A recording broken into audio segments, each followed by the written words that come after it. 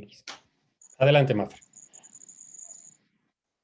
Muy buenas noches, muchas gracias por acompañarnos. Mi nombre es María Fernanda Rebollo, soy parte del equipo del Programa Regional de Participación Política Indígena.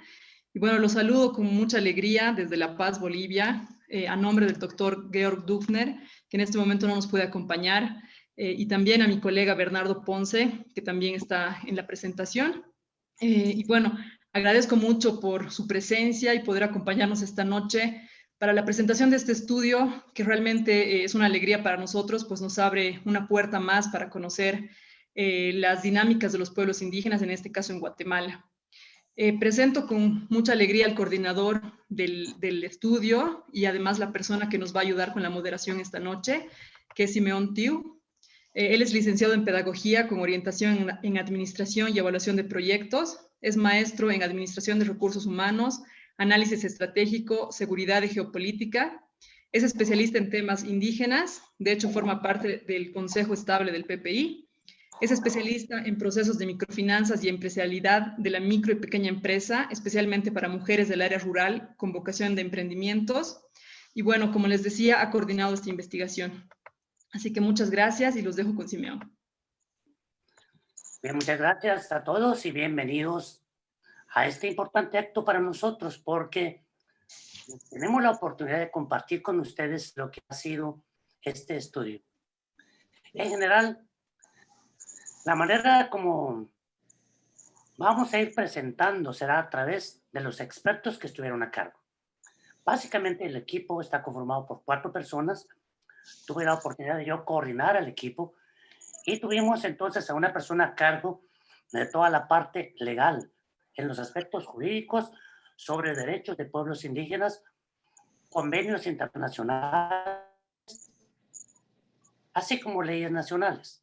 Tuvimos también a una persona que es antropólogo, etnógrafo, que estuvo en el campo compartiendo, conviviendo con los pobladores para poder entender, comprender, conversar con ellos, para poder tener la mejor visión sobre el estudio y poder compartir con ustedes los hallazgos más relevantes. Y tuvimos a cargo a otra licenciada que es antropóloga, experta también en los temas indígenas, que estuvo a cargo con la centralización de la información, pero también el análisis e interpretación de la información desde el marco de la antropología cultural sobre los derechos de pueblos indígenas también.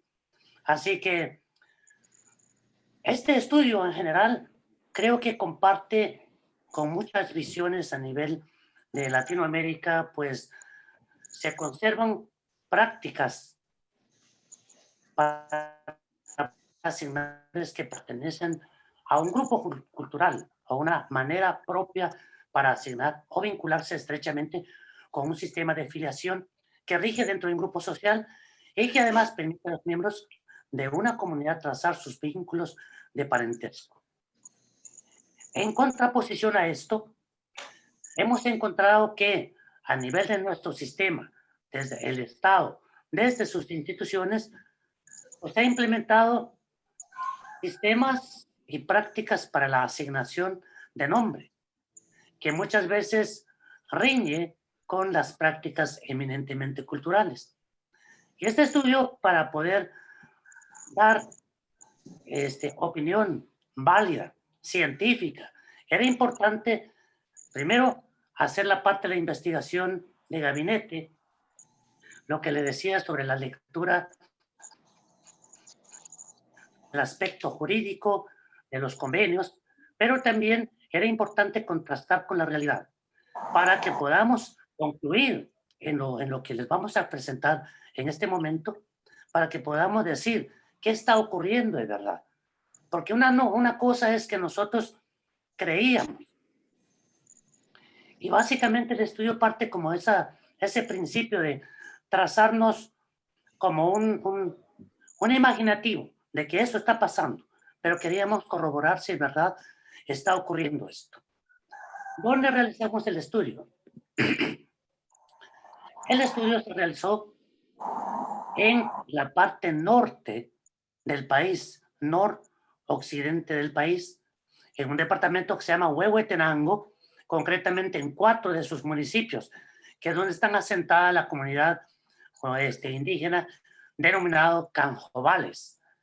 Estos 4 municipios tienen características similares, pero sobre todo lo que más les une es la parte cultural en el sistema de filiación o de asignación de nombres.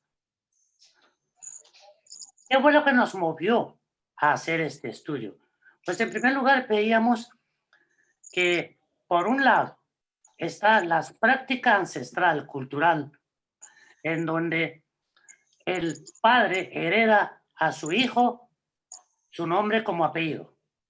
Por otro lado está el Estado que implementa el sistema de registro o de carnetización, que tiene un sistema donde exige apellidos distintos a los nombres. Y por otro lado, en la parte social, el fenómeno que está ocurriendo o que está provocando el retorno de muchas personas que han sido migrantes y que al estar en otro país, especialmente en Estados Unidos, al volver, pues ellos realmente han comprendido que sí, los apellidos deberían ser diferentes a los nombres. Pero el problema es que habiendo ya estado en un marco cultural, entonces han empezado a adoptar inclusive apellidos que no tienen ninguna relación ni con ellos ni con familiares. Entonces es un fenómeno bastante serio y lo que queríamos era corroborar cuán cierta es nuestra sospecha, podríamos llamar así, trazándolo como que esto necesitábamos encontrar si es o no verdad lo que nosotros consideramos. De modo entonces que nos hemos tratado objetivos. 4 objetivos específicos y uno general. Nuestro objetivo general, o el objetivo general de este estudio, es que mediante el análisis de caso se pueda proveer información actualizada para promover la armonización de la legislación nacional con los instrumentos mencionados anteriormente, lo que les compartía, y con lo que estipula, la Constitución Política de la República de Guatemala, que reconoce el derecho a la identidad cultural y que también dice que la debe fortalecer y promover. También tenemos como objetivo hacer recomendaciones para que la creación de políticas públicas que garanticen el ejercicio de los derechos culturales de los pueblos indígenas, en particular el derecho a atribuir nombre a las personas conforme el artículo 13 de la Declaración de Naciones Unidas sobre los derechos de los pueblos indígenas, así como otros derechos culturales y derechos civiles y políticos que consideramos están siendo afectados. Entonces, para esto tratamos 4 objetivos específicos. El primero fue identificar y analizar factores que inciden en el ejercicio del derecho a la identidad cultural de los pueblos indígenas como base para el ejercicio de otros derechos, principalmente aquellos que están vinculados a los derechos civiles y políticos, así como los derechos económicos, sociales y culturales, mediante este estudio etnográfico en la población Canjobal del departamento de Huehuetenango en Guatemala. El siguiente objetivo fue revisar y analizar el marco normativo nacional e internacional basados desde la jurisprudencia y resoluciones de órganos de protección de los derechos humanos vinculados al derecho de las personas indígenas y a la identidad cultural. Para que esto nos lleve al siguiente objetivo, que fue identificar las formas propias de la cultura canjobal relativas a la asignación del nombre, y también se amarra con el siguiente objetivo, que fue identificar de qué manera inciden las formas propias de asignación de nombres en el ejercicio del derecho a la identidad cultural, los derechos sociales y culturales reconocidos en instrumentos internacionales que protegen derechos específicos de pueblos indígenas y otros derechos civiles y políticos relativos al libre ejercicio de la ciudadanía. para que al final de nuestro estudio pudiéramos proponer recomendaciones para las instituciones gubernamentales, tanto a nivel local como nacional, que coadyuven al respeto y cumplimiento de las formas propias de asignación de nombres y derechos a la identidad cultural de los pueblos indígenas. Con estos propósitos, con estos objetivos, pues bueno, empezamos el trabajo. Y como les compartía, afortunadamente contamos con la participación de 3 expertos en los temas. Y me place presentarles en este momento a los expertos que estuvieron a cargo cada área. Voy a presentarlos a los 3 en conjunto. En primer lugar, quiero presentar a la licenciada Lorena Escobar Guerrero. La licenciada Lorena Escobar Guerrero tuvo a cargo la parte jurídica, la parte de derechos, convenios nacionales, pues internacionales y políticas nacionales que tienen que ver con el tema. La licenciada Lorena Escobar Guerrero, ella posee una maestría en Derecho Corporativo, es licenciada en Ciencias Jurídicas y Sociales por la Universidad Rafael Andívar de Guatemala, cuenta con un diplomado en Litigio Estratégico en Derechos Humanos de los Pueblos Indígenas, diplomada en Derechos Indígenas y aplicación del Convenio 169 de la Organización Internacional del Trabajo, en la legislación nacional vigente por la Universidad de San Carlos de Guatemala. Es experta en investigación jurídica, análisis legislativo y asesoría en temas relativos al acceso a la justicia de pueblos indígenas, como en políticas y propuestas legislativas en materia jurídica. Es autora de diversos estudios sobre el sistema de justicia en Guatemala. Así que ella estuvo a cargo de la parte, como le decía, de convenios y la parte de derechos desde las leyes, en el marco jurídico. Luego, me place presentarles al doctor Luis Armando Bedoya Paredes. El doctor Paredes es, como les comentaba a un principio, es antropólogo, etnógrafo. Él tuvo la oportunidad de pasar varias semanas en las áreas, en los municipios de cobertura del estudio, justamente para poder recoger la información a través de conversaciones, a través de compartir con las personas, para poder entender y comprender cómo se están realizando, cuáles son los tipos de atropello que sienten estar siendo sometidos, y ya en su momento compartirá aspectos relevantes de la parte que él tuvo a su cargo. El doctor, entonces, es doctor en Antropología Social y maestro en Antropología Social por el Colegio de Michoacán, México. Es licenciado en Antropología por la Universidad de San Carlos de Guatemala, diplomado superior en Identidades, Ciudadanía y Globalización por la Universidad Centroamericana de Managua. Es investigador del Centro de Investigaciones y Estudios Superiores de Antropología del Sureste de México, adscrito al Grupo Binacional de Estudios de la Frontera. Es experto en investigación social y antropológica en diversos contextos nacionales sobre diversos temas tales como migración internacional y política de desarrollo rural, entre otros. Ha realizado diversos estudios y trabajo de campo etnográficos en Guatemala, en México, Colombia, Honduras. Ha publicado diversos artículos académicos y capítulos de libros sobre diversos temas antropológicos. Luego tenemos la licenciada Gisela Mayén, que es antropóloga. Les compartía que ella tuvo a cargo la centralización de la información, el análisis y sobre todo la interpretación desde el marco de los derechos de pueblos indígenas. La licenciada Mayén es licenciada en Ciencias Sociales por la Universidad del Valle de Guatemala.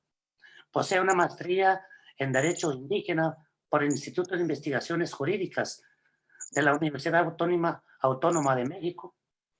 Realizó estudios de doctorado en Antropología y Etnología en la Universidad de París, octavo.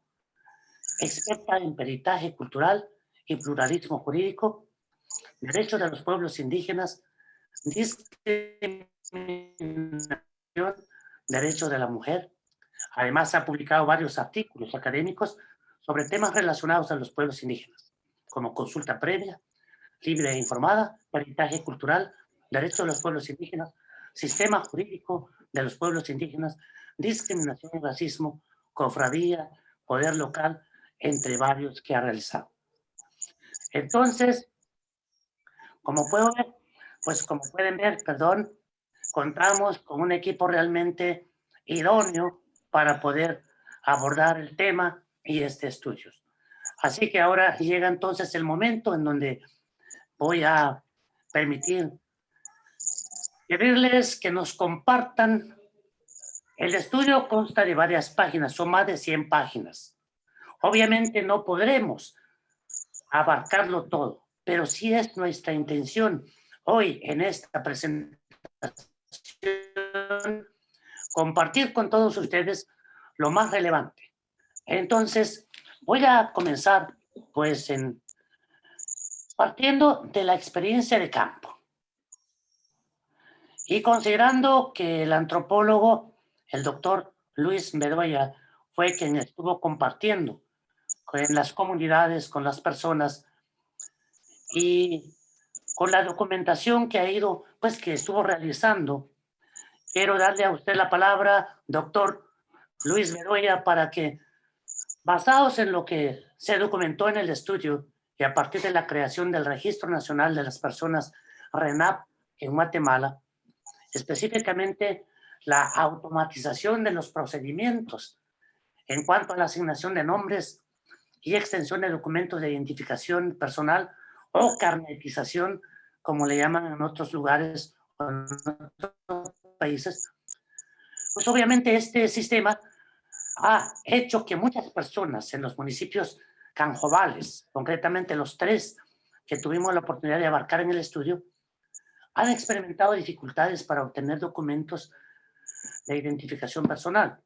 Concretamente, la pregunta para usted, doctor, sería si nos podría describir cuáles fueron las situaciones en los momentos previos de la creación del RENAP y cuáles fueron las afectaciones que esto vino a causar en las comunidades donde se realizó el estudio. Por favor, doctor, es usted bienvenido en esta tarde. Gracias, Simeón. Buenas tardes, buenas noches a quienes nos están sintonizando. Para abordar el tema que me está planteando, creo que es importante revisar los antecedentes históricos de los procesos de documentación en la región. Voy a intentar hacerlo un poco sintético, porque creo que hay un antecedente importante, hay elementos ahí del pasado que ayudan a comprender mucho la situación actual. Partiría, digamos, del hecho muy ordinario de afirmar que poseer documentos de identificación personal o carnet no es un hecho natural. Es decir, este es un proceso histórico que básicamente en nuestras sociedades tiene que ver con la formación de los estados, digamos ya. Y el estado guatemalteco tiene un antecedente importante que es el periodo de administración colonial, que se dio de manera diferenciada en las regiones, ¿no? Algunas regiones sí se instauraron formas de asignación de nombres y apellidos y en otras no. Una pregunta que deja abierta a este estudio para ya sea el equipo o alguien más es tratar de dilucidar por qué en esta región no se instituyeron nombres civiles junto a apellidos en el periodo colonial. Si uno revisa los censos eclesiásticos básicamente de los siglos XVII, XVIII y XIX realizados por los mercedarios, tanto en los 3 municipios que estudiamos, que son San Juan Ixcoy, Santa Eulalia y San Pedro Soloma, pero en otros municipios del macizo montañoso de los Cuchumatanes, tanto en Huehuetenango como en el norte de Quiché, es claro, bueno, es claro en el término de que poseemos indicios que por alguna razón no se instituyeron apellidos como partículas separadas de los nombres, como sí ocurrió en otras regiones. ¿Por qué ocurrió así? Es una pregunta que el estudio no resuelve, pero que queda ahí en el tintero para volver sobre ella más adelante. Al revisar los censos eclesiásticos, como les decía, de este periodo, es claro que los curas están llevando dos registros, uno en el que inscriben a indios, el término que utilizaban ellos. Esas personas aparecen únicamente con nombres castellanos, y luego aparecen españoles y otras categorías de lo que ahora se identifica como ladino o no indígena. Ahí sí aparecen nombres y apellidos, ¿verdad? Esos son los registros coloniales. Luego, otro antecedente importante es la creación de los registros civiles a finales del siglo XIX, después de la Revolución Liberal y la consolidación del Estado que actualmente poseemos.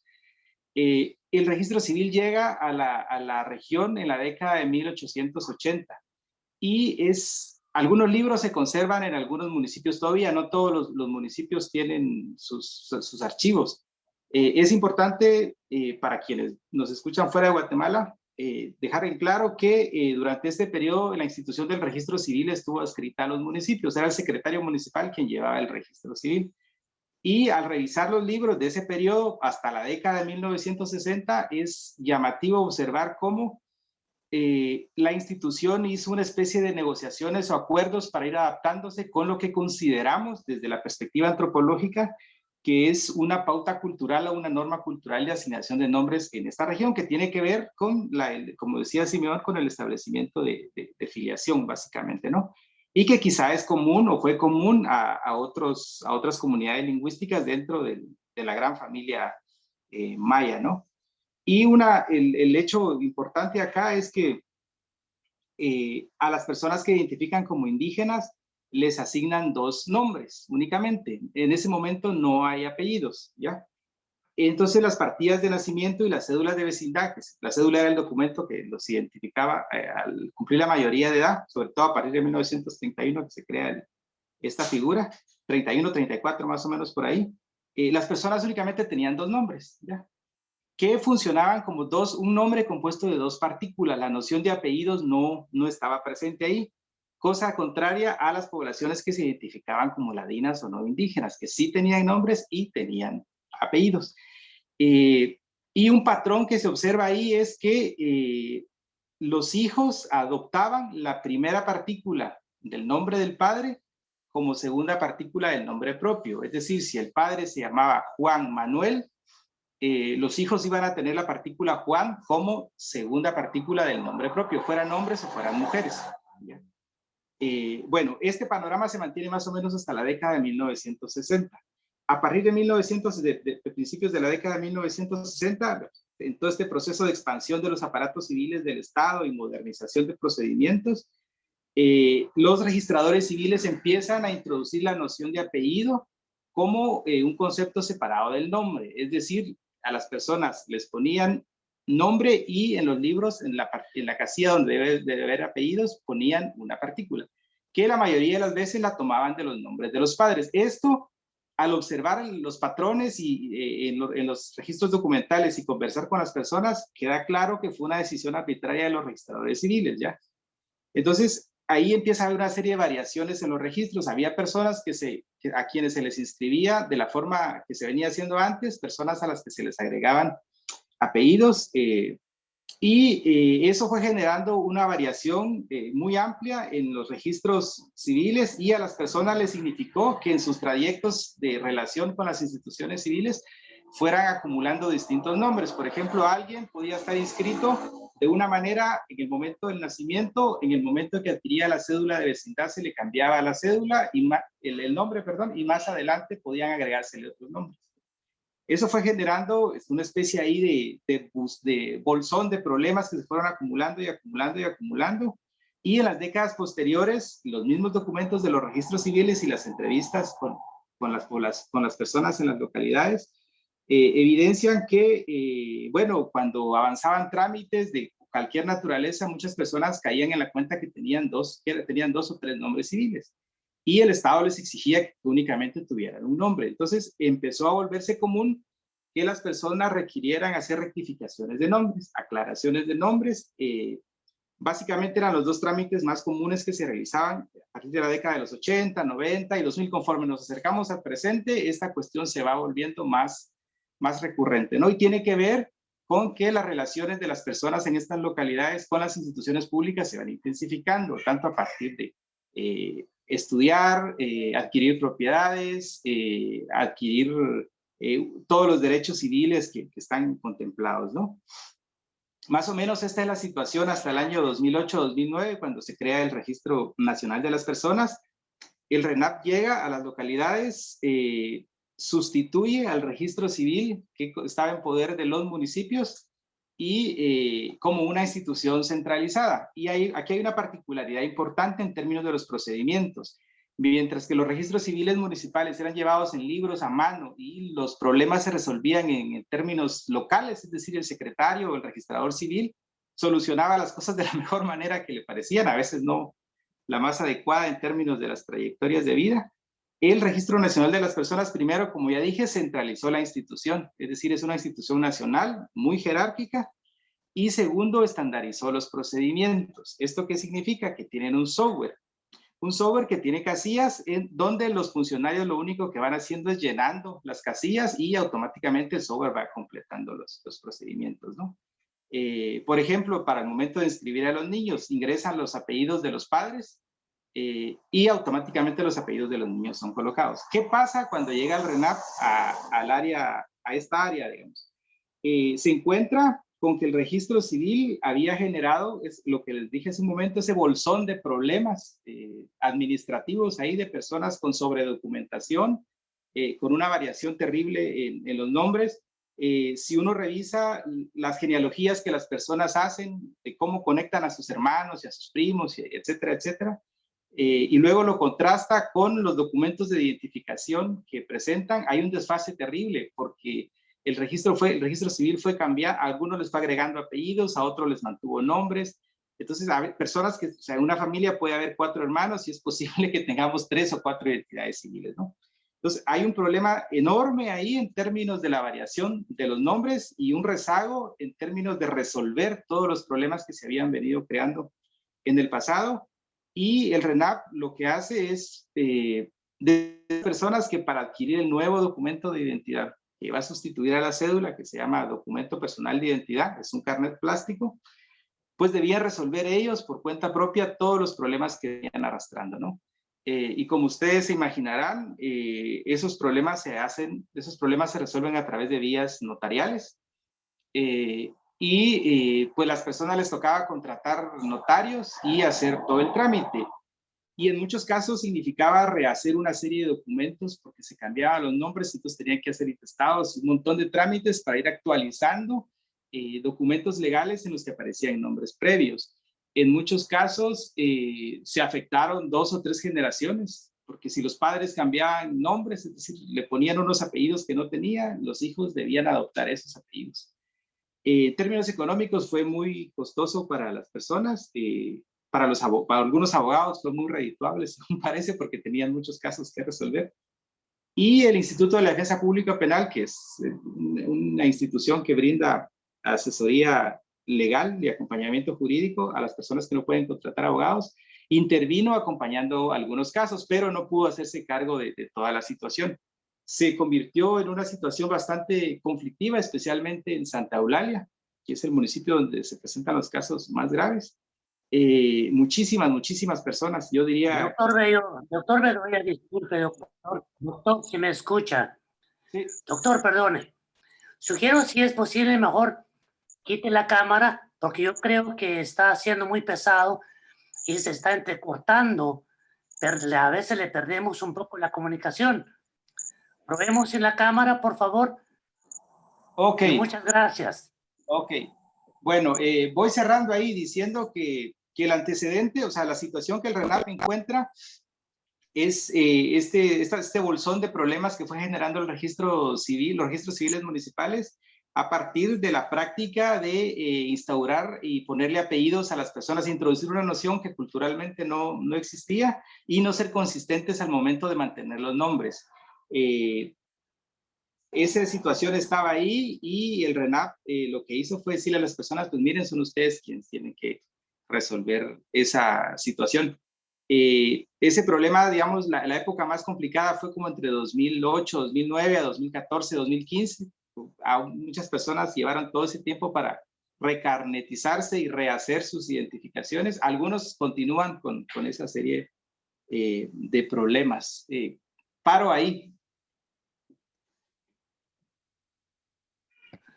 Muy bien, doctor, muchas gracias. Muy amable y perdone que le haya pues pedido. Ahora puede, por favor, activar su cámara para que lo tengamos siempre en nuestras pantallas. Y gracias por comprender, pero es que estamos perdiendo la comunicación. Sí, sí, comprendo. Muy bien, pues ya teniendo un poquito este marco, donde hemos visualizado cómo se fue generando el fenómeno que fuimos a investigar. Ahora yo quisiera darle la palabra, ceder la palabra a la licenciada Lorena Escobar. Pues yo creería que es importante que nos haga una ubicación que nos compartiera qué convenios internacionales han sido ratificados por Guatemala que sustentan el derecho cultural en la asignación de nombres y se podría inclusive relacionar con cuáles leyes tenemos a nivel nacional que debería estar fomentando, defendiendo los derechos de la persona en cuanto a asignar el nombre. Licenciada Lorena, por favor. Buenas tardes. Pues existen, antes de referirme a estos convenios y tratados internacionales en materia de derechos humanos, sí quisiera explicar por qué se dan todas estas violaciones a derechos de parte de las autoridades estatales, como ya lo mencionaba el doctor Bedoya, y es porque existe una diversidad de normas civiles y registrales y una cultura jurídica, sobre todo basada en la ley, en el texto de la ley, que ignora estos convenios y tratados internacionales, incluso ignora lo que implica el derecho a la cultura contenido en la Constitución Política de la República. Y en ocasiones es por ignorancia, no por intención. Y entonces lo que se genera es una diversidad, un conjunto de leyes que no terminan de coexistir armoniosamente.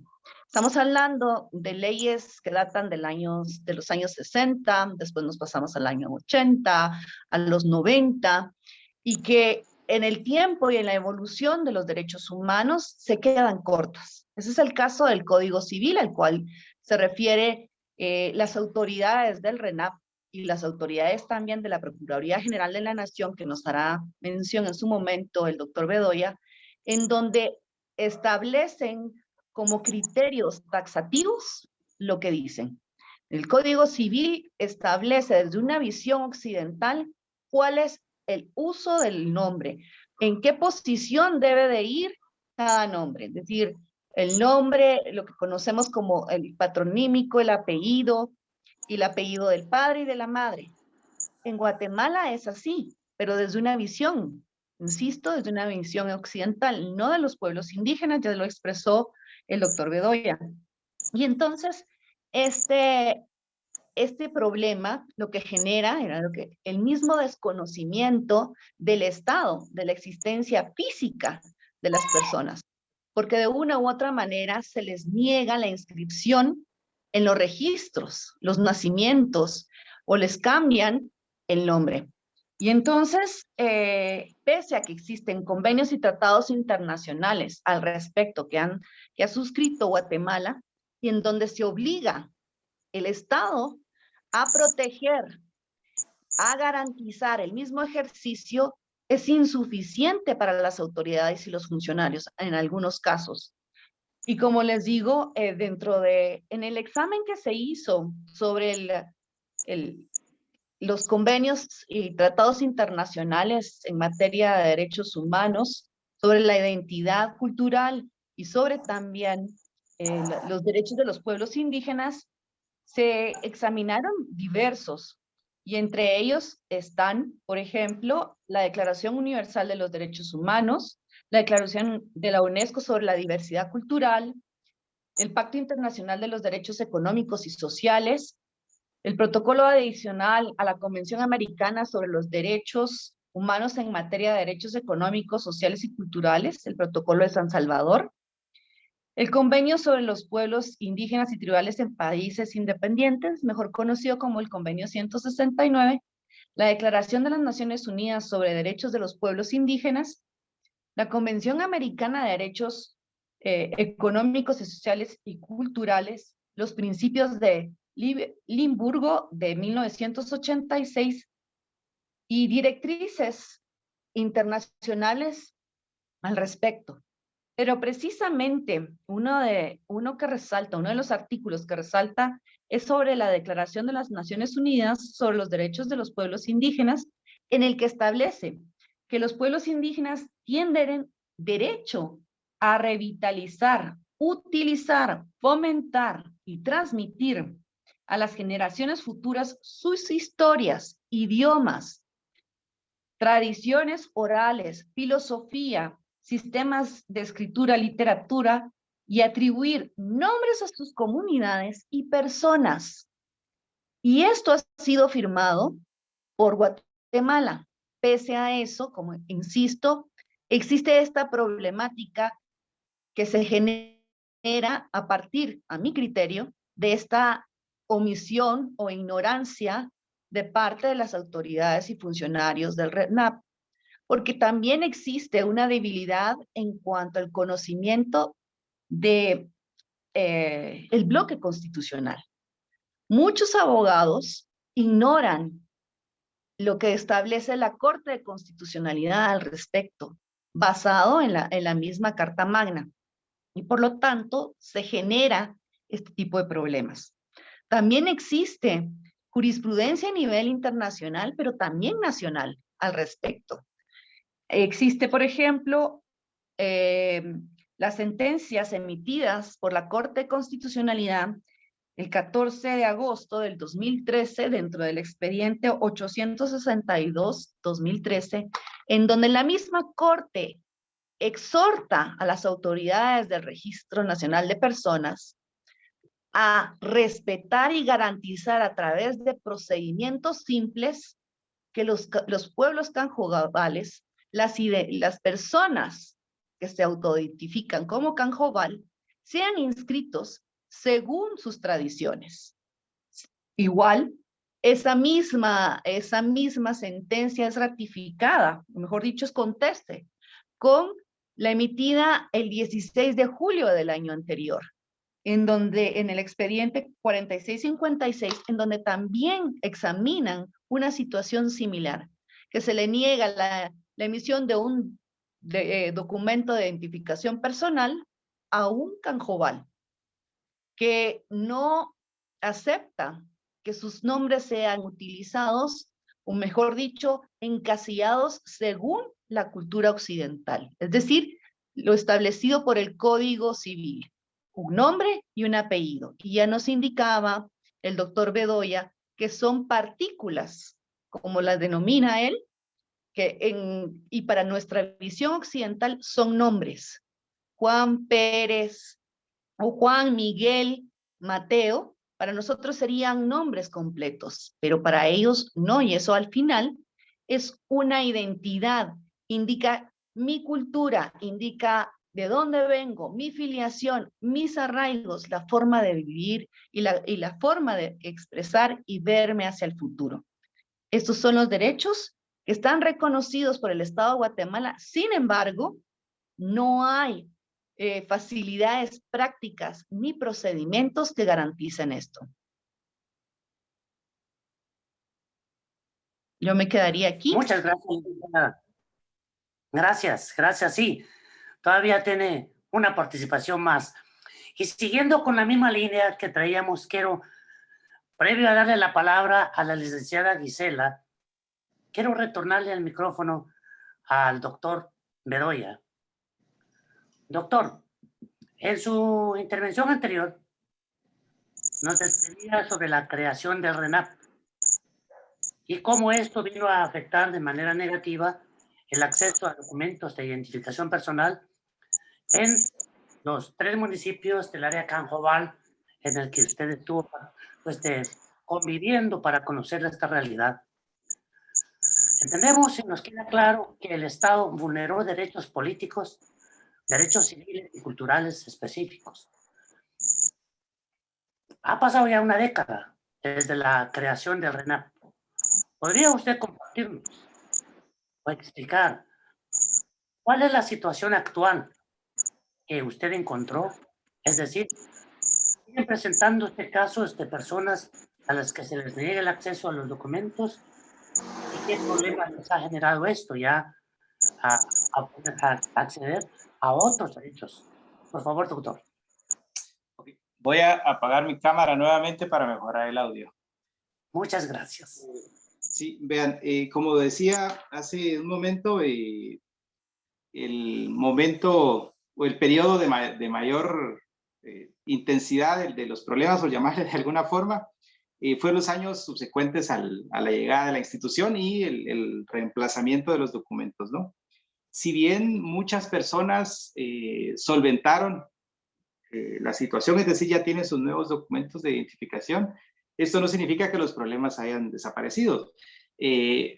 O sea, alguien que posiblemente reparó sus documentos, no tiene es como una sensación de inseguridad constante, o sea, al platicar con las personas, porque muchos saben que tienen los nuevos documentos de identidad, que tienen su DPI, pero no tienen la certeza de hasta cuándo esa identidad la van a mantener. O sea, personas que han tenido 2 o 3 nombres en el pasado y ahora tienen uno nuevo, porque hay casos en los que al momento de que un pariente intenta, por ejemplo, hacer un trámite de sucesión de propiedades, cuando hay que demostrar parentesco, por ejemplo, o sea, se va a heredar la propiedad de los padres, eso significa que si varias personas van a ingresar van a acceder a la herencia y quieren demostrar un grado de parentalidad específico, tienen que tener documentos que evidencien que efectivamente descienden de las personas que ellos dicen que son sus padres. Y hay casos en los que las personas ya tienen el nuevo documento de identidad, pero los apellidos tampoco coinciden. Eso los regresa a un momento previo a rehacer los procesos de documentación.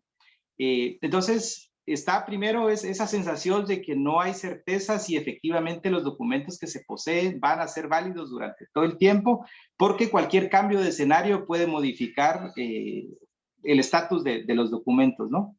Y como ustedes saben, bueno, en nuestro sistema político y en nuestro Estado, los documentos de identificación personal son la piedra angular del ejercicio de derechos, ¿no?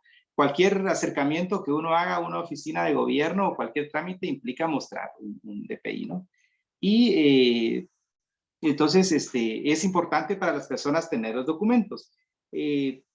Otra cuestión es una serie de aspectos de la vida que las personas van posponiendo porque no tienen los nuevos documentos de identidad o hay alguna especie de reparo administrativo por los documentos. Por ejemplo, y esta es una situación paradójica, un trabajador de una de las oficinas del RENAP en uno de los municipios que estudiamos tiene varios años intentando obtener su título universitario y no lo ha obtenido porque hay un desfase entre su nombre y el nombre de su madre. Su madre no ha concluido el proceso de recarnetización y por tanto él no tiene certeza de cuáles van a ser sus apellidos.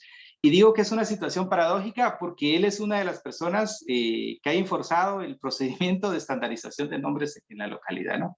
Esto es importante, este ejemplo es importante, creo yo, para mostrar, como decía Lorena hace un momento, que no necesariamente depende en el nuevo régimen de identificación, no necesariamente depende de la voluntad de los funcionarios, sino de estructuras de mando y de procedimientos que están establecidos y que ellos solo implementan, ¿no? Entonces, ahí usted se puede encontrar una serie increíble de historias de herencias que están detenidas, procesos de titulación que están detenidos, reconocimiento de niños que no se logran concluir, etcétera, etcétera. Esto en el bloque de las personas que lograron obtener sus documentos.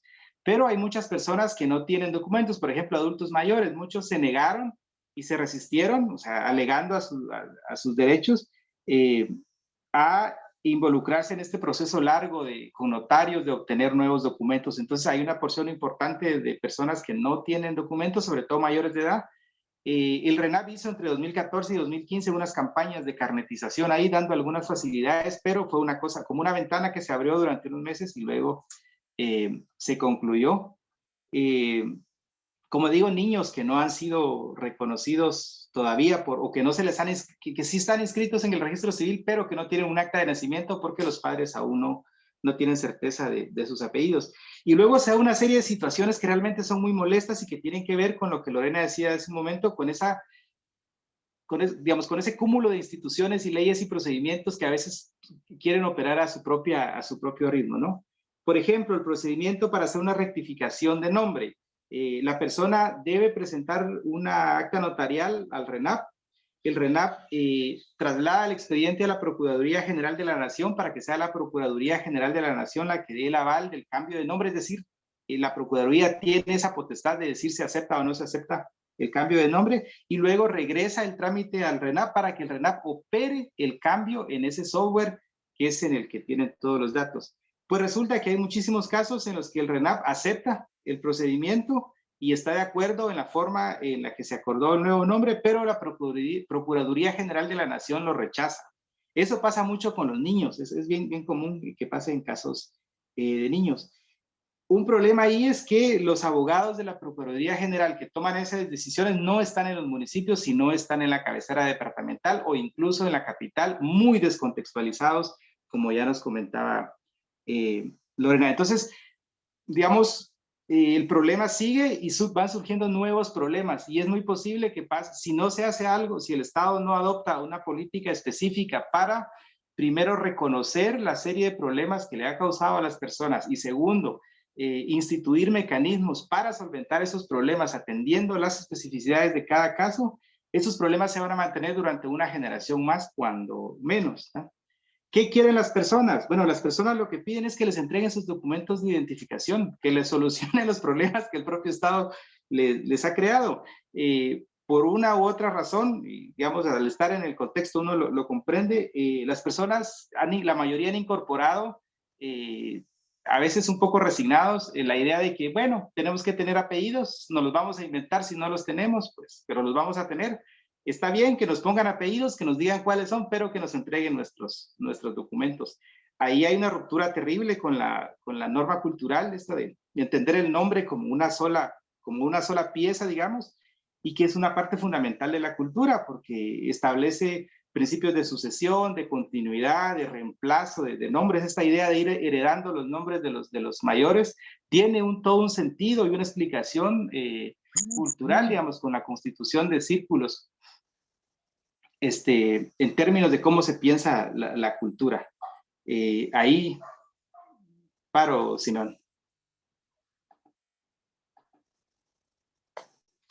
Muy bien, doctor, muchas gracias. Ahora sí, con todo lo que ya nos han expuesto nuestros colegas anteriores, cedo el micrófono para que la licenciada Gisela, ya basados en los hallazgos que nos han compartido, tanto en el marco jurídico como concretamente los hallazgos que nos estaba compartiendo el doctor Bedoya, desde su perspectiva, usted, Gisela, ¿qué recomendaciones debería de hacerse al Estado de Guatemala para que no continúe este proceso de violación al derecho de asignar nombre que colateralmente afecta al derecho a la identidad cultural? ¿Y qué debería de hacer para reparar las afectaciones causadas no solamente a unas familias, sino al pueblo campal en su totalidad? Por favor, Gisela, compártanos. Gracias, Simeón. Quisiera, antes de referirme a recomendaciones específicas que podríamos extraer de este estudio, afirmar con base en lo que ha dicho tanto el doctor Bedoya como la maestra y licenciada Lorena Escobar, que en este caso el Estado es el principal violador de los derechos de los pueblos indígenas, a pesar que el Estado, como signatario de los convenios internacionales, los pactos y los tratados, y también de la Constitución Política de nuestra República y las leyes que velan por los derechos específicos de los pueblos indígenas, es el principal obligado a respetar, proteger y cumplir con los derechos de los pueblos indígenas. Cuando en derechos humanos se dice que el Estado debe respetar, queremos decir que no debe interferir directa ni indirectamente en el goce de un derecho, en el pleno goce de un derecho. En este caso, hemos visto que el Estado, a través de los funcionarios, ha interferido directamente en que los pueblos indígenas, como el pueblo Canjobal, estén viendo vedado su derecho a tener su propia identidad cultural, a nombrar a sus niños y a las personas en general conforme a su norma cultural, y como también lo establece el estudio jurídico que hizo la licenciada Escobar, nos damos cuenta que también se vulnera el derecho a una personalidad jurídica en algunos de los casos. El Estado no protege tampoco. El Estado es el obligado, cuando hablamos de su responsabilidad, de impedir que terceros interfieran directamente o indirectamente en el ejercicio de un derecho. En este caso, terceros han impedido el pleno goce de los derechos. Han sido vulnerados los derechos y el Estado ha estado ausente. Y por lo tanto, tampoco el Estado ha cumplido con su obligación de velar porque se cumplan algunas de las medidas que debían cumplirse conforme a los convenios que han sido signados, y a adoptar otras medidas legislativas también y administrativas para evitar esta vulneración de derechos. Los pueblos indígenas en general y en este caso el pueblo Canjobal en particular, conforme el artículo 66 de la Constitución, tienen perfecto derecho de responsabilizar al Estado de no haberles protegido sus derechos culturales. También en la Constitución, el artículo 58, específicamente sobre identidad cultural, manda o establece al Estado que se debe reconocer el derecho de las personas individuales y así como de las comunidades a que tengan su propia identidad. Al haberlos forzado a tener un nombre conforme a la usanza no indígena, digamos, conforme a valores occidentales como los que están inscritos en el artículo 4 del Código Civil guatemalteco, entonces se ha infringido directamente el derecho a tener un nombre conforme a su cultura, y al mismo tiempo, como también lo establece el estudio jurídico de este trabajo, se ha evitado que las personas a través de su nombre se caractericen y se identifiquen culturalmente. Entonces ha habido una aculturación forzada, y eso es realmente una vulneración infringida directamente por los funcionarios del Estado. Por otro lado, el convenio 169 en el artículo 5 establece que debe el Estado tener, digamos, permitir que se goce sin ninguna discriminación de los derechos de los pueblos indígenas.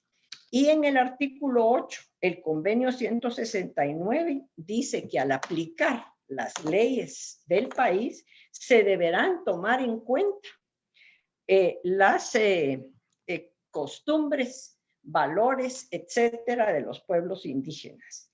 Los pueblos indígenas, reitera el convenio 169 en ese mismo artículo, que los pueblos deberán tener derecho a conservar sus costumbres y sus instituciones. Una institución indígena es la familia, es el derecho al nombre, es el parentesco. Son instituciones culturales de cualquier pueblo, indígena o no. Ahí el Estado ha violado definitivamente el derecho de los pueblos indígenas. También la Declaración de Naciones Unidas sobre los derechos de los pueblos indígenas, en el artículo 13, como ya también lo había mencionado Simeón al principio de esta presentación, establece directamente el derecho que tienen los pueblos indígenas a tener el nombre conforme a su cultura.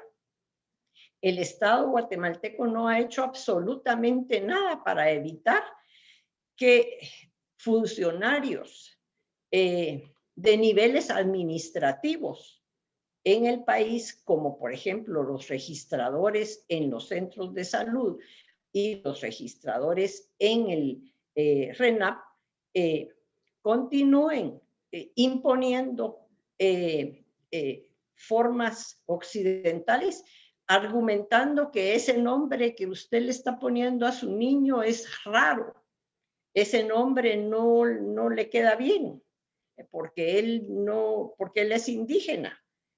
¿Cómo va a ser que el funcionario dé pláticas, como vimos a través del estudio que hizo Luis Bedoya, que dan pláticas para orientar, pero en realidad son pláticas para amonestar a los padres y que pongan nombres conforme los funcionarios deciden que es lo correcto? Hay una violación tremenda. Entonces, ¿qué recomendamos? Recomendamos que también en virtud de los instrumentos internacionales que mencionó Lorena y que yo les he puntualizado algunos de los artículos, los pueblos indígenas tienen derecho a ser resarcidos, tienen derecho también a que el Estado asuma la responsabilidad de resolver los temas jurídicos que tienen los pueblos indígenas, de resarcirlos por los gastos que han tenido que hacer y que han incurrido también en graves problemas, como lo que también ya Luis nos compartió sobre la imposibilidad de establecer su filiación con sus abuelos o con sus padres para tener el derecho a su herencia. Entonces, una recomendación específica es que el Estado establezca mecanismos de resarcimiento para los pueblos indígenas. Resarcimiento que además debe darse en el contexto de acuerdos y de consulta, como lo establece el 169. Porque déjenme retomar el tema del 169 y la consulta previa, libre e informada. El convenio dice claramente que las medidas administrativas que se vayan a implementar y que afecten directamente a los pueblos indígenas deberán ser consultadas, deberán ser acordadas con los pueblos indígenas, de manera que la imposición del RENAP nunca fue consultada, se violó entonces el derecho a la consulta, que es otro de los derechos culturales de los pueblos indígenas. En este sentido, la recomendación es que el Estado debe entonces establecer el resarcimiento en consulta con los pueblos indígenas, no lo que el Estado decida por sí mismo, tiene que consultar para no continuar en la violación. Otra de las recomendaciones es que le dé capacitación y formación en derechos humanos a sus funcionarios, los amoneste debidamente y trate que no continúe la violación. O sea, debe establecer medidas administrativas de sanción para aquellos funcionarios que no estén siguiendo lo establecido por los convenios internacionales. Yo difiero en alguna medida con mi colega Lorena acerca de que es por ignorancia. Después de tantos años de haber firmado los convenios internacionales en este país, no deberíamos aducir ignorancia, porque no solamente nuestra Constitución dice que los derechos humanos tienen preeminencia, lo que se ha firmado tiene preeminencia sobre las leyes ordinarias. También la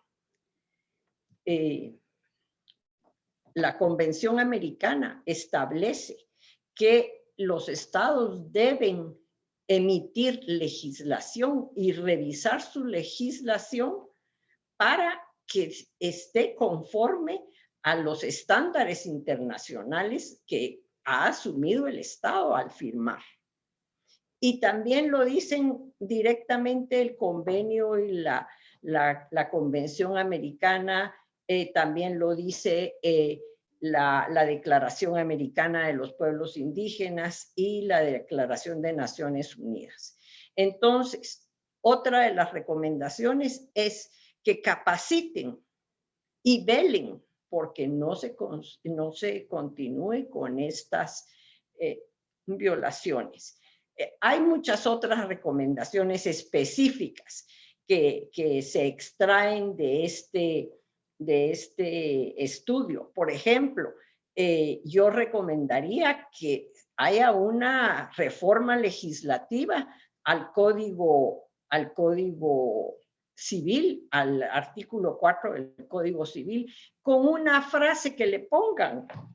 Sería suficiente. No es necesario revisar el artículo completo. Es únicamente incluir a los pueblos indígenas. Pero es parte también entonces de acciones discriminatorias estructurales, legales, y por supuesto realizadas por funcionarios que representan al Estado. Entonces es el Estado el responsable de estas vulneraciones graves a los pueblos indígenas. Muchas gracias. Ahí me quedo por esta pregunta. Muchas gracias. Fíjese que es tan interesante el tema que el tiempo se nos ha ido. Y tenemos muchísimas preguntas, tenemos a muchas personas, de verdad, que han manifestado. Primero, felicitarles porque el evento, o por mejor dicho, el estudio, es algo realmente relevante en el tema. En segundo lugar, la forma como la abordaron los expertos ha sido la más adecuada e idónea, según los comentarios. Pero también hay algunas preguntas y quisiera leerles algunas de las preguntas que han estado planteando nuestro auditorio. Y yo de verdad me disculpo primero porque no puedo compartir todas las preguntas porque son varias. Pero hemos elegido algunas cuya respuesta podría responder a 2 o 3 preguntas a la vez. Y aquí tengo una que va directamente para el doctor Bedoya, en donde preguntan que cuál ha sido la actitud del colectivo que está siendo afectado, en este caso en Santa Eulalia, con la implementación del RENAP. O sea, si se sabe que hay derechos que están siendo atropellados, ¿cómo están manifestándose las comunidades? Es la pregunta para usted, doctor. ¿Vamos a responder una por una o...? Sí. Sí, ¿verdad? Sí, por favor, nada más que procuraremos ser escuetos en la respuesta para dar oportunidad a varias preguntas. Sí, entiendo. Vean, en el momento que realizamos el trabajo de campo, que fue en 2019, yo digo el año pasado, pues que el año pasado fue 2020 y no cuenta en memoria por la pandemia. La actitud de las personas era, digamos, la actitud más recurrente era, bueno, este problema ha durado muchísimo tiempo, nos lo causaron ellos porque ellos trajeron la idea de que tenemos que tener apellidos, entonces que nos lo solucionen. Lo que la gente está pidiendo, lo que las personas solicitan es que el RENAP solucione los problemas y que les entreguen sus documentos. Eso es, digamos, en ese momento, digamos, trabajamos mucho en los centros urbanos, digamos, no hablamos mucho de la metodología por cuestiones de tiempo, y ustedes entenderán las diferencias que pueden existir entre centros urbanos y áreas rurales. Además está la diferencia lingüística ahí. Mi persona solo habla castellano, no habla el idioma local, y en las aldeas hay mucha población canjoal hablante monolingüe, ¿no? Yo diría que es eso, digamos, como la actitud es esa, de pedir que les entreguen los documentos y que el Estado efectivamente asuma y resuelva los problemas que ha creado.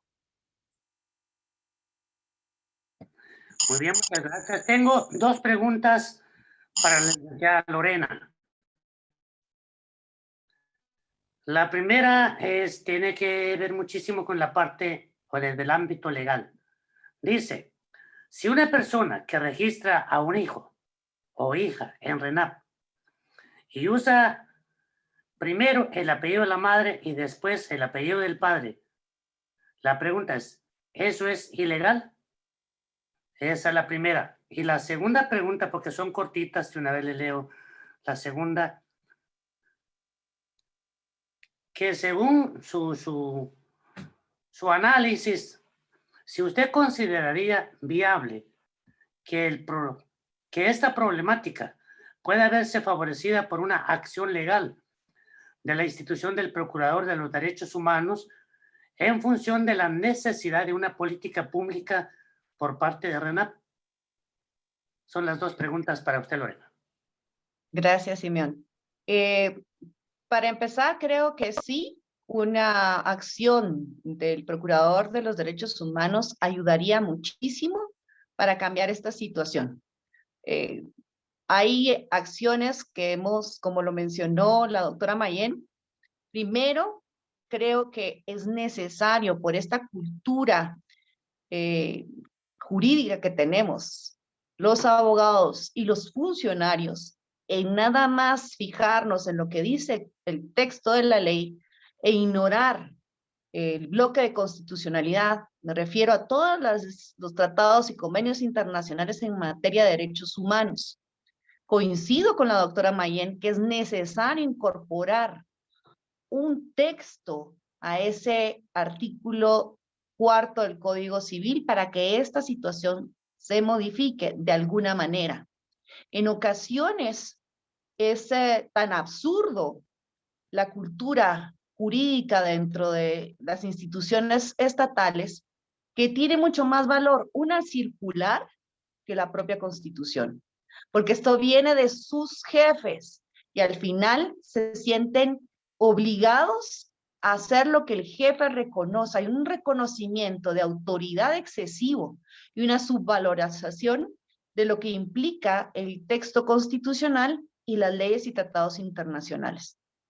Sí creo que una modificación a la política que está del RENAP ayudaría, pero no creo yo que sería la solución completa. dado, e insisto, de esta cultura jurídica que tenemos y que se imparte en las aulas en muchas ocasiones y que se reproduce a nivel estatal. Si con respecto al otro caso que decían, ¿es ilegal o no la asignación de nombre y apellido? Si esta persona no, en el caso, mejor dicho, si fuera brasileña, porque así es en Brasil, así se asignan los apellidos. Primero va el de la madre y después del padre. En Guatemala, siguiendo esta cultura, como decía, solo el texto del Código Civil e ignorando el resto sería ilegal, a la luz de algunos funcionarios. Sin embargo, en este caso preciso que estamos hablando de los pueblos canjogales, tiene otra forma de asignación. Y lo que sí quisiera yo enfatizar, que debido al tiempo no pude hacerlo, es que no solamente es la negación a inscripción de un nombre, es las implicaciones que trae esto. No nacen en la vida jurídica, no se tiene personalidad jurídica. Es decir, no se puede adquirir derechos y obligaciones. Y esto tiene una serie de violaciones al resto de los derechos de la persona. ¿A qué me refiero? No hay derecho a un bebé a ser vacunado porque simplemente no tiene su partida de nacimiento inscrita, porque tampoco tiene derecho a vitaminas para su desarrollo, a los programas sociales, a la educación. Imagínense ahorita que estamos en medio de una pandemia, ¿cuántos niños canjobales o cuántos adultos canjobales no fueron protegidos por el Estado con estos estipendios que se dieron? ¿Cuánta gente no va a ser vacunada porque no está reconocida físicamente? O sea, existen físicamente, pero en los registros no están y por lo tanto van a dejar de ser vacunados. Es algo más serio que solo el nombre. Es la entidad, es de dónde se procede, de dónde viene su filiación. A eso, la gravedad del problema tiene un efecto dominó que en ocasiones impide el desarrollo integral de una persona.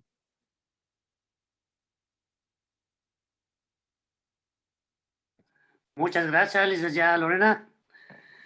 Una pregunta que va para la licenciada Gisela Mayen. Desde el marco antropológico, ¿cuál es la dinámica actual de las personas ante el RENAP con el cambio de los apellidos? O sea, que si no les aceptan el apellido que se le asigna desde el marco cultural y el RENAP les pide o les impone una, o sea, eso. ¿Qué representa eso antropológicamente para la población o las personas en sí? Para la cultura de las personas implica aculturación forzada. Implica que tienen que adoptar una forma cultural distinta a la que están, digamos, en su contexto social. Ya nos decía Luis Bedoya exactamente cómo se ve la diferencia. Nosotros nuestros nombres los componemos de un nombre, de un primer nombre y otros dos nombres que son los apellidos. Entonces, la persona tiene un nombre y dos apellidos, dos, digamos, partículas, como diría tal vez Luis, que establece el Código Civil. El nombre que se le pone, más el apellido del papá, más el apellido de la mamá.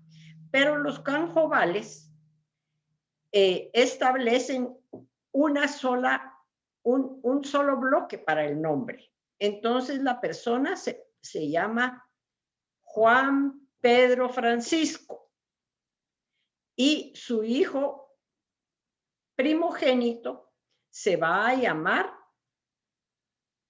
Francisco Pedro Juan, invertido. En tercera generación, el nieto se va a llamar otra vez como el abuelo. Entonces, para establecer filiación y herencia, el primogénito lo establece directamente con el abuelo y su padre, por supuesto. Pero los que no son primogénitos, desde el punto de vista de la cultura, tienen el derecho de iniciar su propia genealogía, por así decirlo.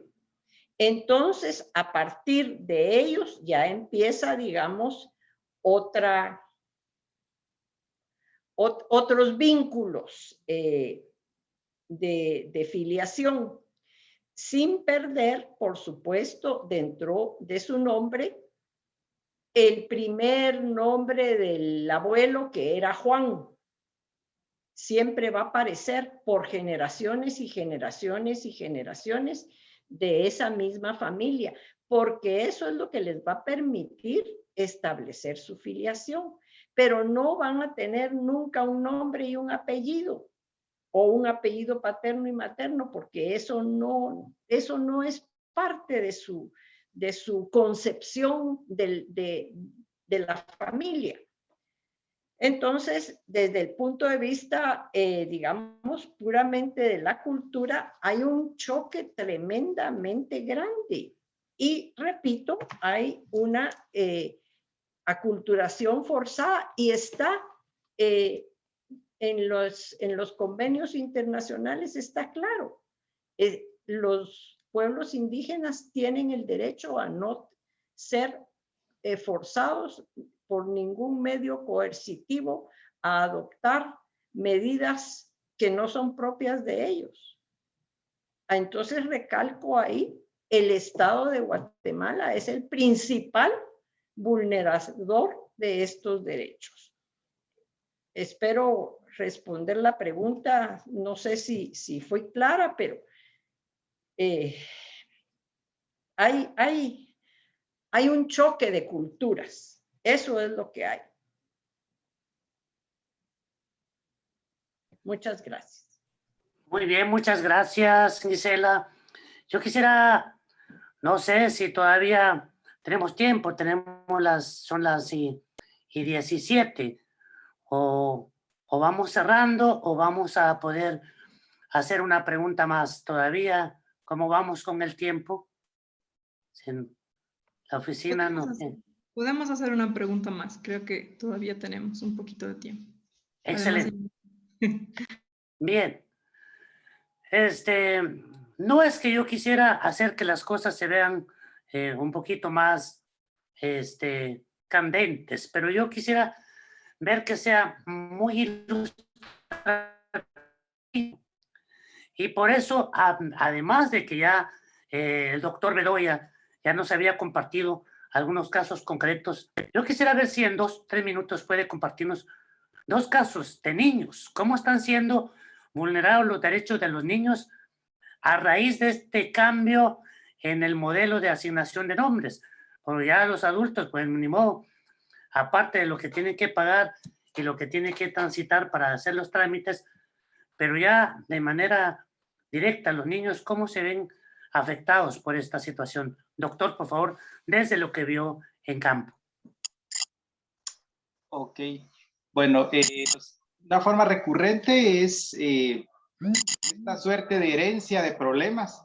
Es decir, si los padres no tienen, según la lógica del RENAP, bien, porque se usa regularmente ese término, ¿tiene bien su nombre o no lo tiene bien? Si los padres no lo tienen bien, en la lógica del RENAP, el niño va postergando sus procesos de identificación, digamos. Hay casos de niños que llegan a edad escolar y están en una especie de limbo jurídico porque no se ha concluido su proceso de inscripción del nacimiento porque los padres no tienen los documentos. Y como decía al principio, para generar la boleta de inscripción, pues necesitan 2 apellidos, los funcionarios del registro del RENAP. El primer apellido paterno y el primer apellido materno. Ese es el primer caso. Luego, hay otra situación de la que no hablamos, y es que en los últimos años el proceso de inscripción se ha complejizado. Ya la doctora Gisela mencionó algo al respecto. Intervienen los centros de salud, es decir, la cadena administrativa es mucho más extensa y las madres y los padres deben acudir al centro de salud de su municipio para levantar una boleta de inscripción del niño en el registro de vacunación. Epidermis se llama el departamento en los centros de salud. Realmente esa es la primera instancia donde los padres se confrontan con esta idea de nombres y apellidos, porque el personal del centro de salud, al momento de llenar este carnet de vacunación, pide los DPIs de los padres y le colocan lo que en el DPI es el primer apellido de cada uno de los padres. Y luego se discute la cuestión del nombre, que como amplió Gisela hace un momento, en algunos casos puede extenderse porque los funcionarios consideran que los nombres que los padres no han considerado, que los padres consideran no son los adecuados.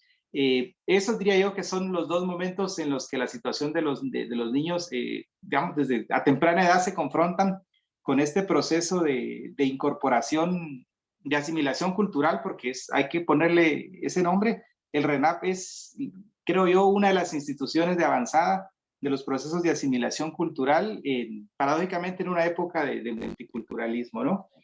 Ahí vemos los límites un poco de los avances que ha habido en esta materia. Entonces, para sintetizar, niños que heredan problemas de ambigüedad legal de las identidades de los padres y que no pueden concluir sus procesos de inscripción, y en el momento en que son llevados a este procedimiento que, digamos, es bastante largo y muchas veces los padres no lo logran sortear a la primera porque deben llenar ese documento en el centro de salud, luego a partir de ahí deben ir al RENAP, los del RENAP revisan que las enfermeras hayan hecho a cabalidad su trabajo. Entonces el RENAP se convierte en una especie de segundo nivel que supervisa el trabajo de las enfermeras.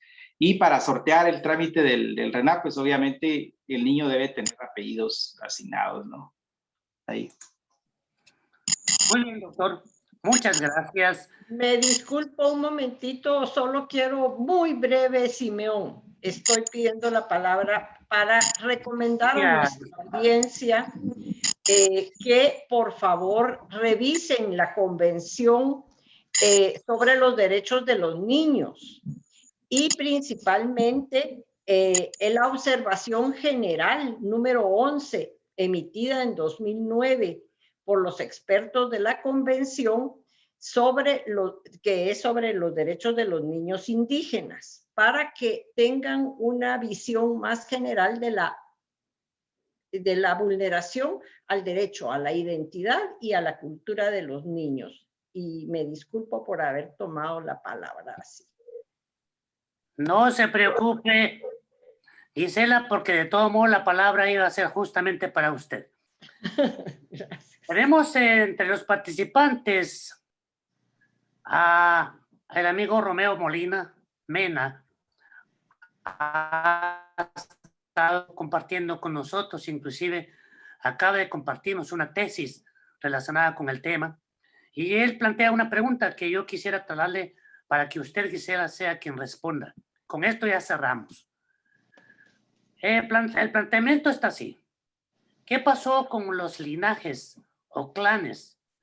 Y si los nombres eran sus referentes, por lo tanto había una conexión con la propiedad comunal, con territorios indígenas. Por lo tanto, si con los cambios que el registro civil está realizando, se estará destruyendo también este concepto de propiedades comunales y territorios indígenas. El estudio que hicimos es limitado, digamos, al tema de asignación de los nombres.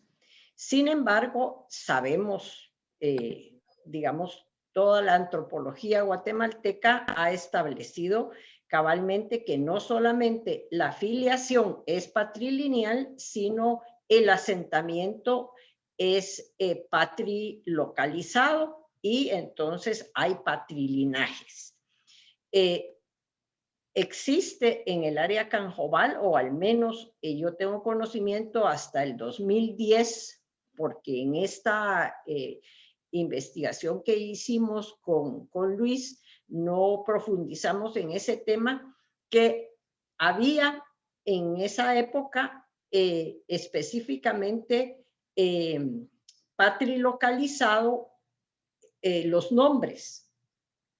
Es decir, linajes patrilocales que también tenían nombres específicos. Había una lista de nombres que a las familias que viven en esa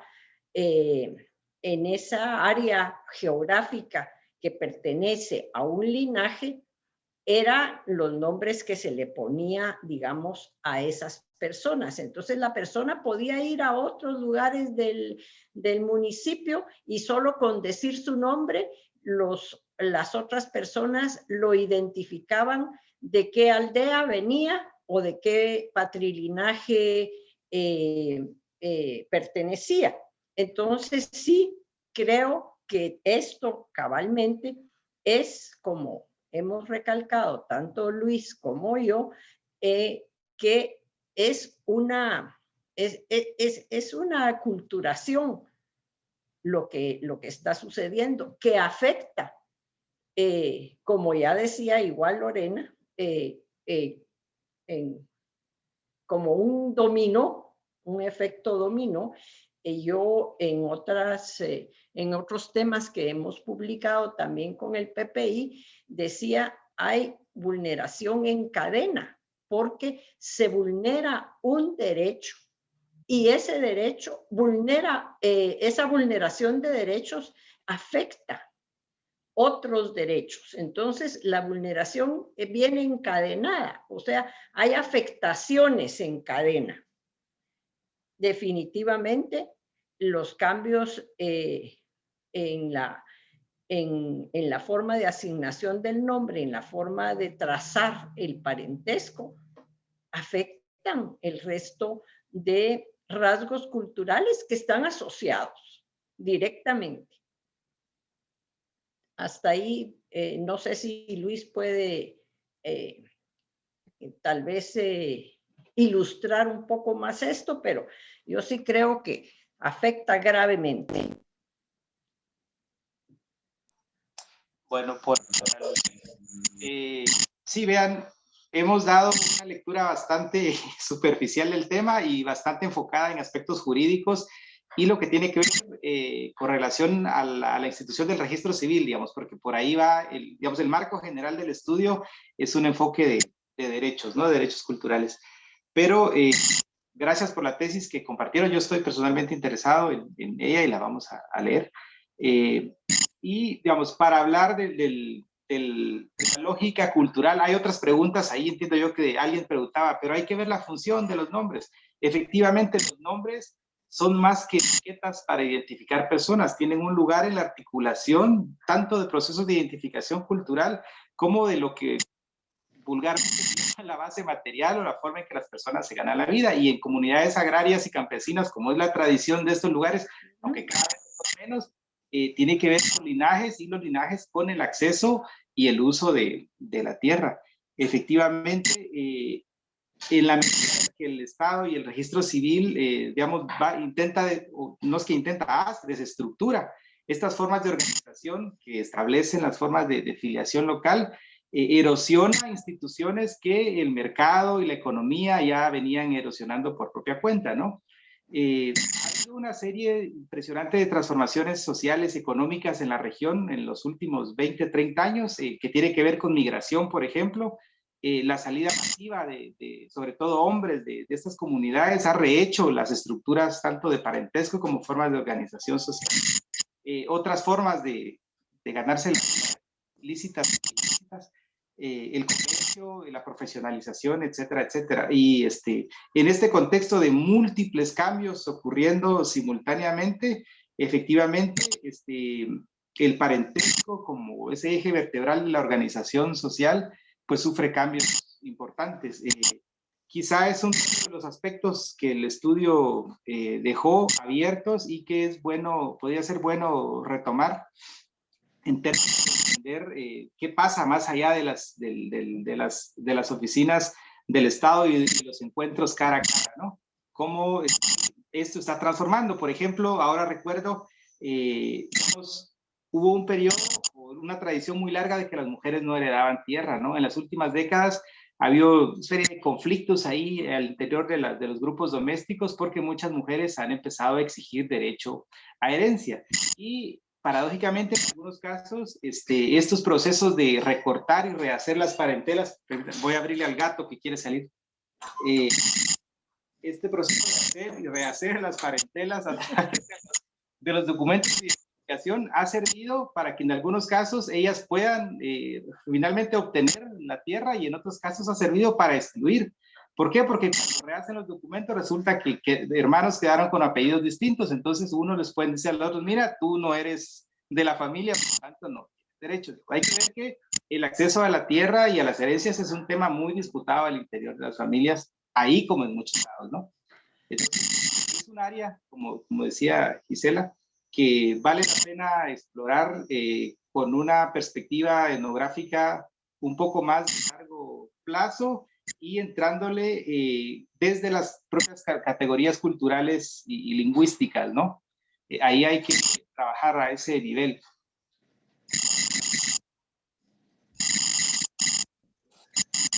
Muy bien, doctor, muchas gracias. Bien, amigas y amigos que han tenido la amabilidad de conectarse o de enlazarse para que nos acompañen en esta presentación. Mi agradecimiento por su tiempo y especial mi agradecimiento para ustedes, miembros del equipo, los expertos. En realidad hemos tratado muy bien al tener a este equipo que hizo y profundizó el estudio en el marco en el que nos propusimos. Finalizo con esto nada más, y uno de los puntos que yo quisiera recalcar al cerrar esta presentación del estudio es que se pueda ver entre las propuestas que hacíamos, recomendamos, y una de las cosas que yo creo que es importante considerar, la CAS como PPI pues impulsa estudios de este tipo y obviamente debería de lograr de alguna manera ir encauzando propuestas para crear políticas. Por eso nosotros decíamos en nuestro estudio, una de las primeras conclusiones,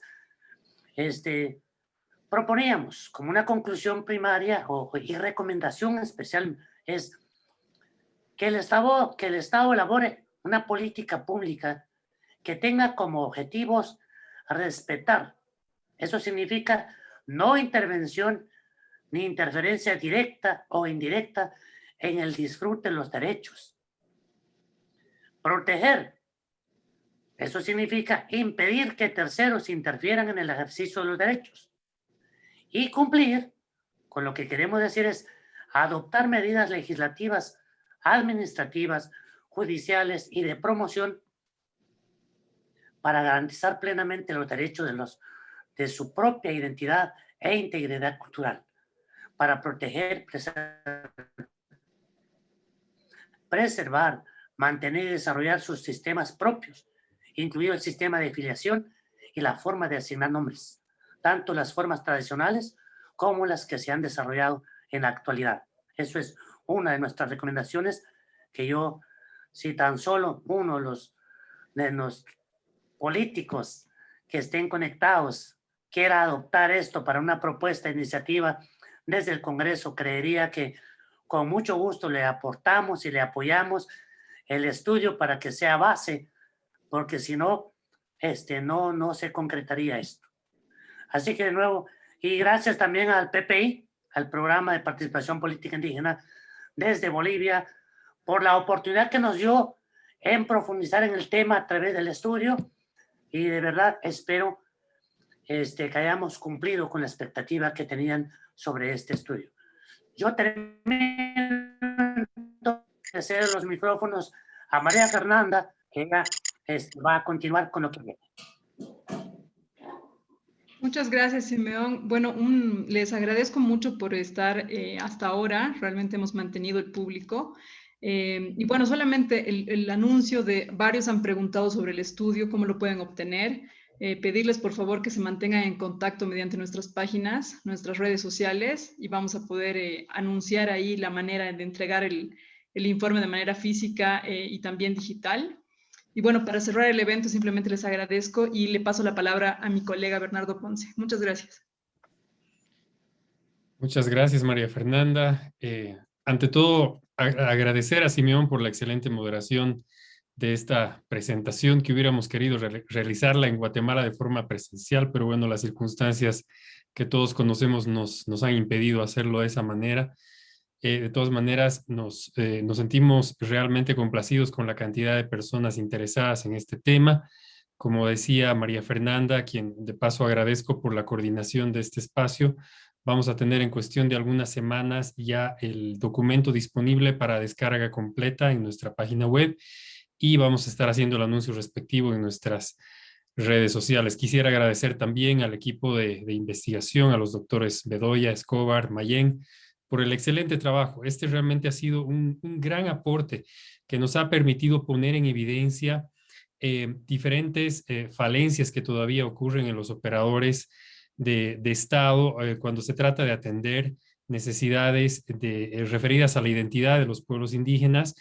Y creo que rescato dos cuestiones que es importante llevarnos de este diálogo y este intercambio que hemos tenido esta noche. Una es la insuficiente voluntad política de parte de los gobiernos, de parte de los estados. Este no es solamente un problema de Guatemala, es un problema bastante sentido en otros estados de América Latina. Y por otro lado, la escasa capacidad de diálogo intercultural, ¿no? Es otra de las grandes deficiencias. Simeón, Gisela forman parte de nuestros consejos y en algún momento, en las últimas reuniones que hemos tenido durante 2018-2019, ha salido muy claramente el tema de la necesidad de mejorar la capacidad de diálogo intercultural desde los estados y desde los operadores de justicia. Y por lo que hemos podido ver esta noche, corroboramos que esa situación todavía debe ser realmente atendida si queremos avanzar en esta agenda y si queremos que los pueblos indígenas realmente sean escuchados en sus demandas. Una cuestión francamente fundamental es respetar los procesos identitarios, respetar la identidad de los pueblos indígenas, porque ahí está el corazón de lo que ellos quieren y desean ser. Y bueno, con estructuras que no están funcionando, no se les está permitiendo ese proceso. Con esto cierro. No sé, Simeón, tal vez te cedo la palabra para unas últimas palabras finales y con eso damos por concluida la actividad de esta noche. Por mi parte, nuevamente, muchísimas gracias a todos ustedes. Muchas gracias, Bernardo. Pues nada más recalcar lo que ya Gisela y el doctor Bedoya han mencionado durante la presentación, de que probablemente hayan algunos aspectos propios del tema de asignación de nombres desde el ámbito cultural que no se lograron profundizar, pero en el enfoque nuestro pues lo dimos a conocer, y obviamente eso abre la oportunidad para que podamos continuar con estudios como estos. Y nada más, entonces agradecer de nuevo el que se hayan conectado y desearles que tengan una buena noche.